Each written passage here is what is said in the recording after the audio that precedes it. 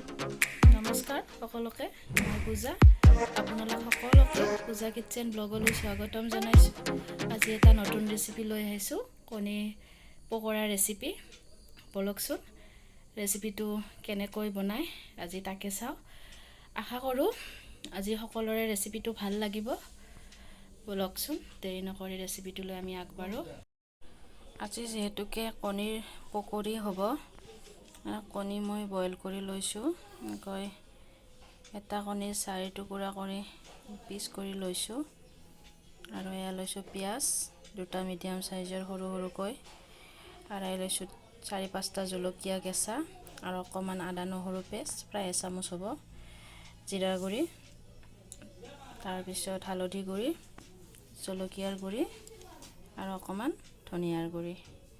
আৰু লাগিব বেচন এবাটি সৰু বাটিৰে, আৰু আধা বাটি ময়দা, আৰু সোৱাদ অনুসৰি নিমখ লাগিব।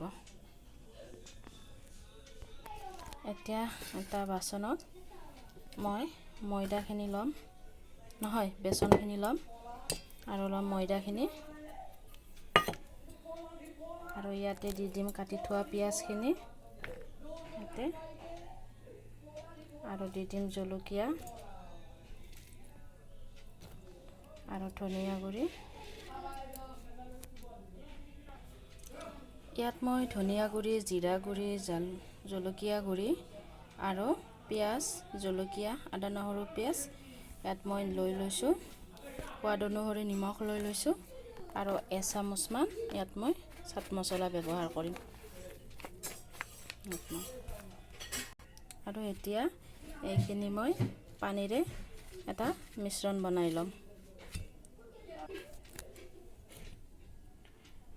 পানী মই ইয়াত পৰিমাণ অনুসৰি লৈছোঁ।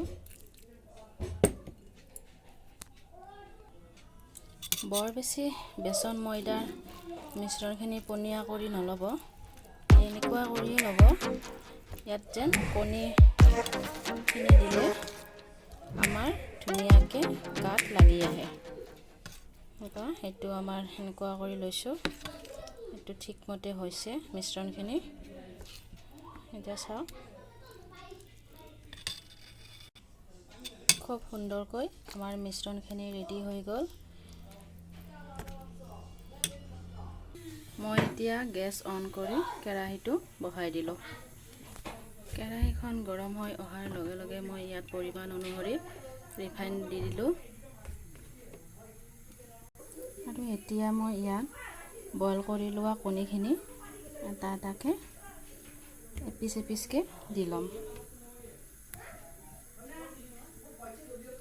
এনেকৈ সাৱধানে লেটিয়াই ল'ম যাতে ধুনীয়া কৰি বেচনে কণীখিনি ধুনীয়াকৈ লাগি আহে।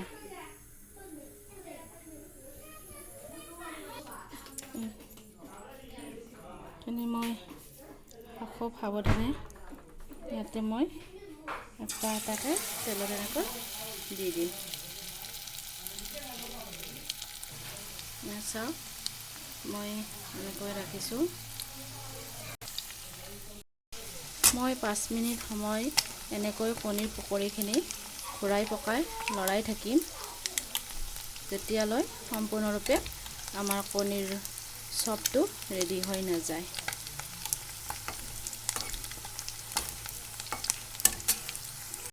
চাওক আমাৰ কণীৰ পকৰি খুব সুন্দৰকৈ ৰেডি হৈ গ'ল। যদি ৰেচিপিটো ভাল লাগিছে ঘৰত এবাৰ নিশ্চয় ট্ৰাই কৰি চাব।